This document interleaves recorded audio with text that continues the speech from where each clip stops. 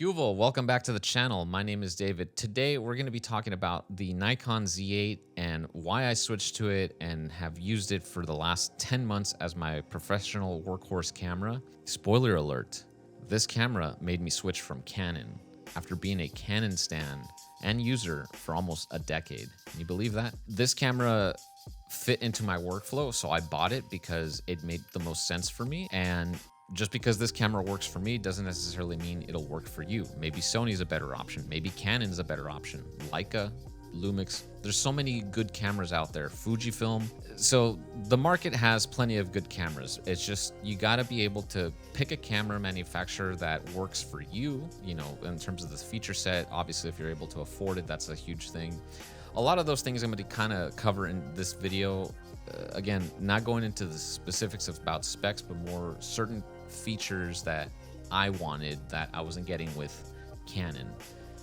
And before we jump into the rest of the video, I just want to say Nikon did not sponsor this video in any way, shape, or form. I bought all this equipment shown with my hard-earned money. So without further ado, let's just get started. Back when I was still shooting with Canon, I was using the R6 Mark II and the R6 Mark I for photo and video work. While both cameras were fantastic for stills, the main issue I was running into was that both R6 cameras would shoot video in 8-bit 420 when using Rec 709. To enable the 10-bit color, I would have to shoot in C-Log 3, which is fine, but as I started to get more and more into shooting live music and concerts, I found that shooting log in dimly lit situations was counterproductive, even if I was getting 10-bit color.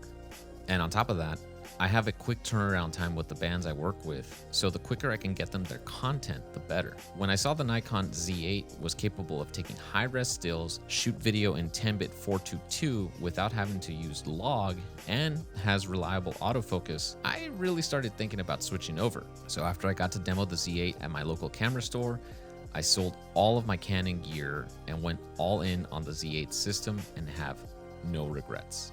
It is nice to have 45 megapixels to play with and to be able to crop in camera 1.5 times to make my lenses a little bit longer when I just need a bit more reach. Matching the cameras in post is a breeze since they're both using the same sensor, and I can even shoot 8K raw video if I want to, but I don't need it. I no longer feel like my workflow is limited because of the certain features that are held back by the camera manufacturer. And the Z8 has been able to handle all kinds of workflows from shooting live music to corporate style video to long form video and so on. Nikon didn't hold any of the features back, and this feels like a true hybrid camera.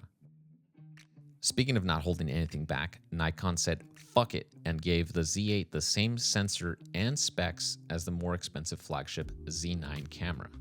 They just removed the battery grip and 1CF Express card slot, but dropped the price by $2,000, which is awesome. This essentially makes the Z8 90% capable of what the Z9 can do. When I spoke with the Nikon rep at my local camera store about why they gave both cameras the same specs, they said they don't have a cinema line to protect like Canon or Sony, which means they can go all out on their specs.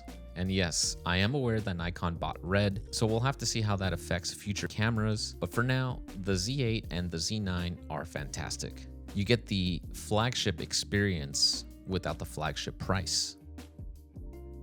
Third-party lenses have come a long way since the days of the DSLR and have become synonymous with brands like Sony's E-mount, Leica's L-mount Alliance, and even Fujifilm's X-mount. Nikon has now joined that list as well because they have opened up the Z-mount to brands like Tamron and Viltrox, who have produced some fantastic glass that is significantly more affordable than Nikon's native offerings, which means users can now buy a great camera body like the Z8 and save some money on their lenses. Tamron has brought over their staple zooms like the 28-75 2.8 and the 35-150 2-2.8, while Viltrox has brought over their line of fast, full-frame, and APS-C primes to the Nikon Z-mount. Now, to Canon's credit, they have announced that they are bringing Sigma and Tamron lenses to the RF mount. However, it's only limited to APS-C, and they have no plans to bring over the full frame lenses those manufacturers offer. I don't know about you, but I find Canon's strategy absolutely stupid because they're alienating and pushing away their customers to other brands. Those same customers may not have the budget to afford expensive native glass. Even Leica, a luxury brand, understands this and partnered with Lumix and Sigma to give their SL users affordable options because not everyone who can afford a Leica body can afford Leica glass. That is a fact of life. And that's all she wrote. My 3 reasons, I guess, from switching from Canon to Nikon. I guess that this video ended up becoming one of those, like, I switched from X to X brand. But I did want to use the camera for a number of professional gigs over the last 10 months before I actually sat down and made a video about it, talking to you guys about if this camera is great or not. Because the problem with a lot of YouTube review channels, and I'm not saying it's everybody, but there's a handful out there that they get, like, you know, let's say this is a camera and they get it for like a week or 2 or even like 2 days, and they say, yeah, this camera's great, you should buy it, it's amazing. And like, you know, or they do bullshit autofocus tests like this. It's like, yeah, look, it's focusing, and like things like that don't really give you a bigger picture. And a lot of the times I prefer watching long-term reviews because the camera has also received a number of firmware updates over the course of however long the review period is. So in my case, 10 months. And Nikon has updated the Z8 with firmware that has expanded certain capabilities. Watching a review on a camera that the review channel has had for a few days or a week post-launch doesn't give you a good idea of what the camera is capable of.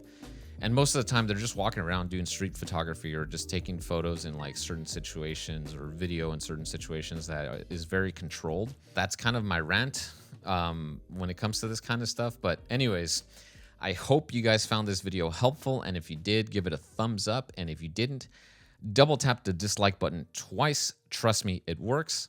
Subscribe to the channel if you haven't already. And follow me on Instagram at DLoVisuals so you can stay up to date with all my adventures. And I'll see you guys in the next video. Hasta luego.